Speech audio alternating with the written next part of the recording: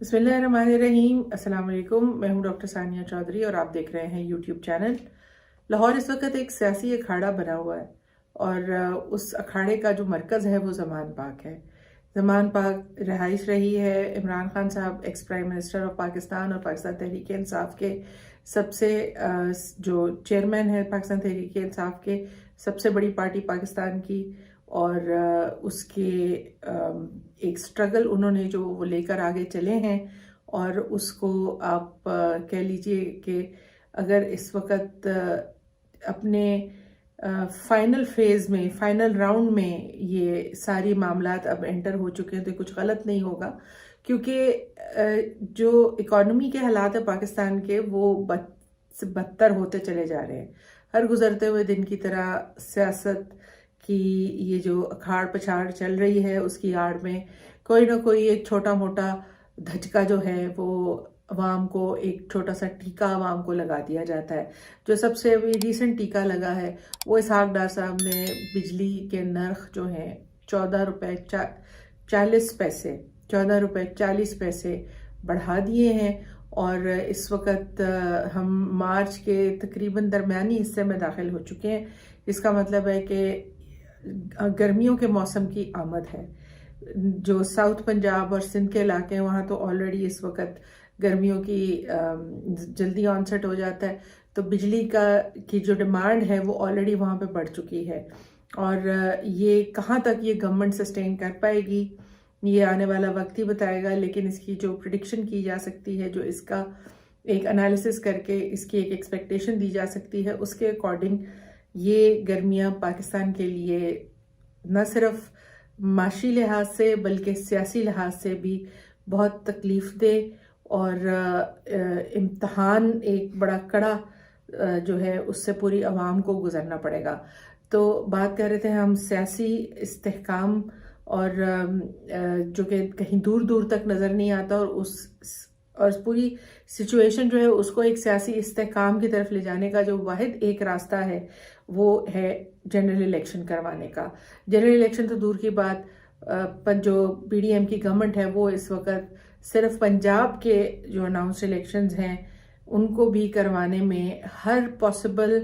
रुकावट जो हो सकती है, हर पॉसिबल हर्डल जो हो सकता है वो सामने आ रहा है, और उसको अबूर करने के चक्कर में पाकिस्तान तहरीक इंसाफ अपने डे टू डे बेसिस पर अपने फैसले कर रही है। रैली जो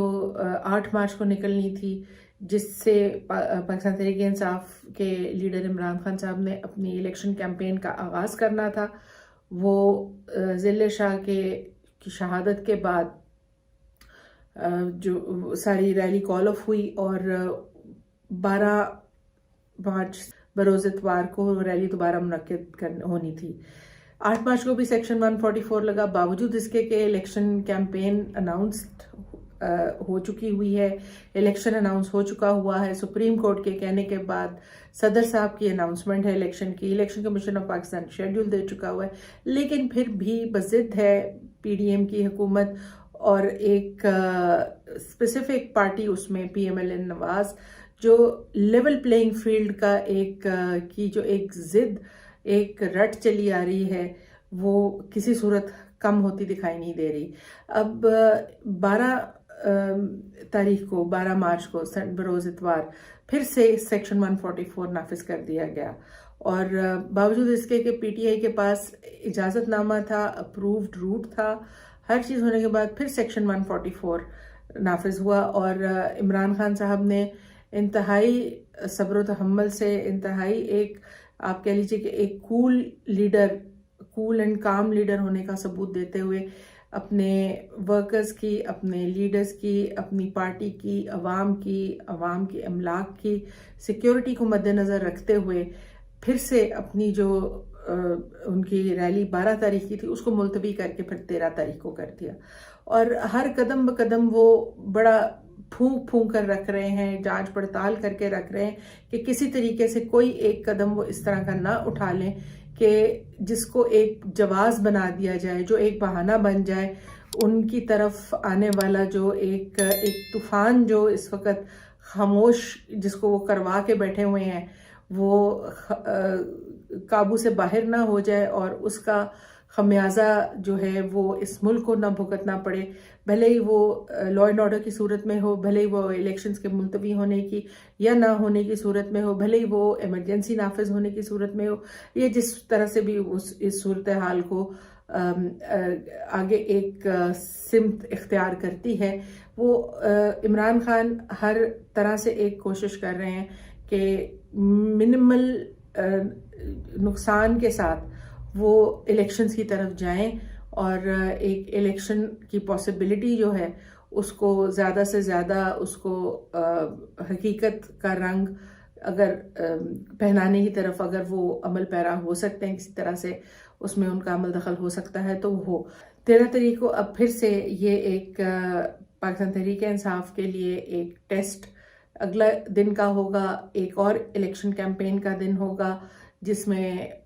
سیکشن 144 لگتا ہے نہیں لگتا، جس کے اندر ان کے اوپر کس قسم کے مزید انتظامیہ کی طرف سے اقدامات اٹھائے جاتے ہیں، کیونکہ رینجرز تو 12 تاریخ کو بھی کال ہو چکی تھی، تو اب 4 سے 5 اریسٹ اٹیمپٹس ناکام ہو جانے کے بعد، جس میں اسلام آباد کی طرف سے FIA کی پولیس، پنجاب کی پولیس، بلوچستان کی پولیس اور یہ تمام لوگ آ جانے کے بعد بھی نیب کے اہلکار، ان سب کے بدستور زمان پاک میں بیٹھے رہنے کے بعد بھی ان کے لیے عمران خان کو اریسٹ کرنا ناکام کی سخت ناکامی ہوئی، اور وہ ایک لیول پلینگ فیلڈ جس کے لیے ایک کانسٹنٹ ڈیمانڈ ڈیلی بیس پر آ رہی ہے کہ عمران خان صاحب کو اریسٹ ہونا چاہیے، نااہل ہونا چاہیے، جیل جانا چاہیے اور الیکشن سے باہر ہونا چاہیے اگر نواز شریف الیکشن سے باہر ہیں، اور اگر الیکشن میں نواز شریف واپس آتے ہیں تو کم سے کم یہ ایٹ پار ہوں، سزا یافتہ ہوں، باوجود اس کے کہ جن کیسز میں ان کو پرسو کیا جا رہا ہے، توشہ خانہ کا کیس، گھڑی کا سارا ایک سلسلہ جو عمران خان صاحب نے توشہ خانہ کی جو ایک ریکوائرڈ اس کی ویلیویشن تھی وہ اماؤنٹ دینے کے بعد اس کو حاصل کیا، اب ان کی ذاتی ملکیت ہے، اس کو پھینکیں، اس کو توڑیں، اس کو ضائع کریں، اس کو کسی کو گفٹ دیتے ہیں، اس کو بیچ دیں، اس کو وہ جو مرضی کریں، اس کا کوئی بھی ہمیں گفٹ ملتا ہے، ہم جو جس کا دل کرتا ہے وہ اس کا مالک ہوتا ہے، اسے اپنے وصول کیے گئے تحفے کے ساتھ یا پھر خریدے گئے اس طرح کی صورتحال میں تحفے کے ساتھ جو مرضی کرتا ہے پھرے، تو وہ توشہ خانہ کا ایک کیس جو ہے وہ اس وقت پورے پاکستان کے عوام کے گلے کا ایک توق بن کے رہ گیا ہے کہ وہ جب تک عمران خان کی اریسٹ نہیں ہوگی، جب تک لیول پلینگ فیلڈ نہیں ہوگی، عوام کو اس کے حق رائے دہی کا حق استعمال کرنے کی جو سچویشن ہے وہ نہیں بنے گی۔ انتخاب سے پہلے یہ اس طرح کا ایک سلسلہ جو ہے اس کی کانسٹنٹ ڈیمانڈ کی جا رہی ہے۔ اب آج ہی اس سارے سیناریو میں توشہ خانہ کے 2002 سے لے کر 2023 تک کے جو وصول شدہ تحائف جو کہ پاکستان کے مختلف عہدیداران کو وفود جب ملک سے باہر جاتے ہیں تو ان کو تحائف ملتے ہیں، کبھی وفود جب غیر ملکی وفود جب ملک کے اندر آتے ہیں اس صورت میں بھی جو اعلیٰ اہلکار ہوتے ہیں اس حکومت کے، اس پاکستان کے صدر ہو گئے، پرائم منسٹر ہو گئے، چیف منسٹرز ہو گئے، منسٹرز ہو گئے، جو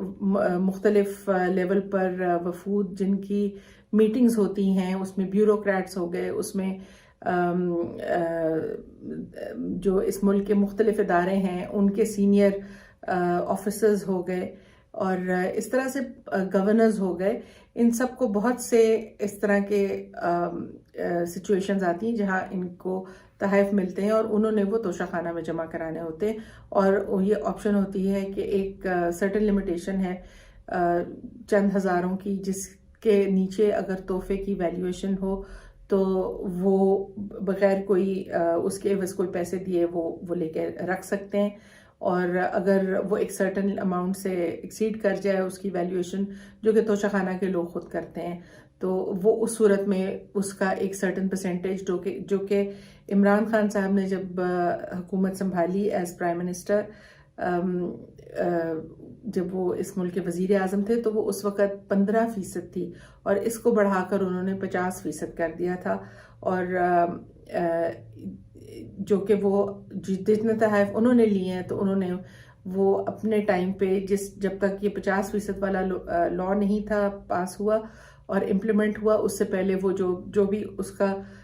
لا ان ٹائم تھا وہ اس کے اکارڈنگ وہ لیتے رہے ہیں. اب ایک تو سچویشن یہ ہوتی ہے کہ آپ وہ تحائف لے سکیں جن کی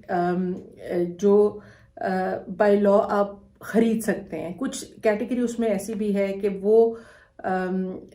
تحائف آپ خرید نہیں سکتے. مثال کے طور پہ گاڑیاں. اب جب یہ 2002 سے لے کے 2023 کی صورتحال تحائف کی لسٹ سامنے آئی ہے، تو اس میں یہ چیز سامنے آیا ہوئی ہے کہ 2009 میں 3 BMW گاڑیاں صدر زرداری صاحب نے اس ٹائم پر لیں، اور اس کے عوض جو بھی انہوں نے پیمنٹ کرنی تھی وہ کی، لیکن وہ فار سیل کی کیٹیگری میں ہیں ہی نہیں. وہ گورنمنٹ آف پاکستان میں ہی رہتی ہیں گاڑیاں، وہ کوئی انفرادی شخص نہیں لے کے جا سکتا. تو اس صورتحال کے باوجود وہ یہ گاڑیاں لے کے ان کو اپنے پاس رکھ لی، انہوں نے لے گئے، ان کی ملکیت میں چلی گئیں. اور اسی طرح نواز شریف صاحب بھی ایک مرسیڈیز جو تھی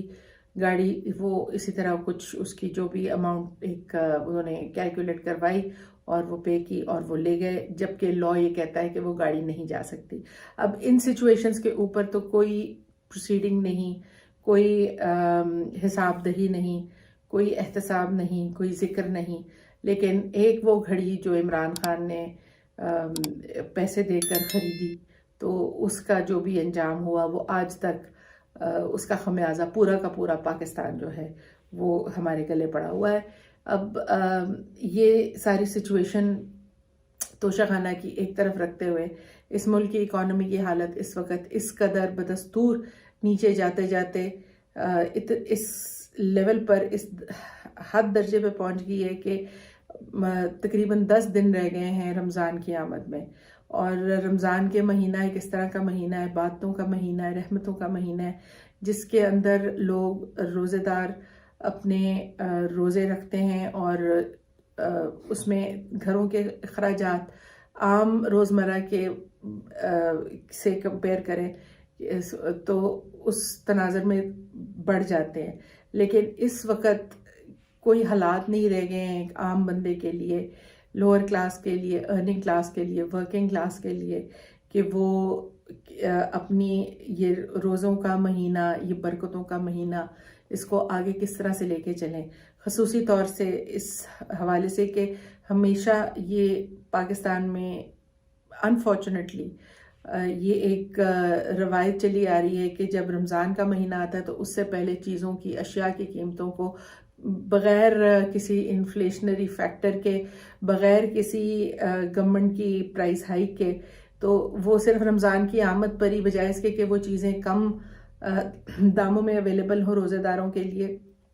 وہ ان کو آگ لگ جاتی ہے. وہ چیزیں جو ہیں وہ ان کی پرائسیں آٹومیٹیکلی بڑھ جاتی ہیں. ابھی یہ ایک ہفتہ پہلے رمضان کا آپ دیکھیے گا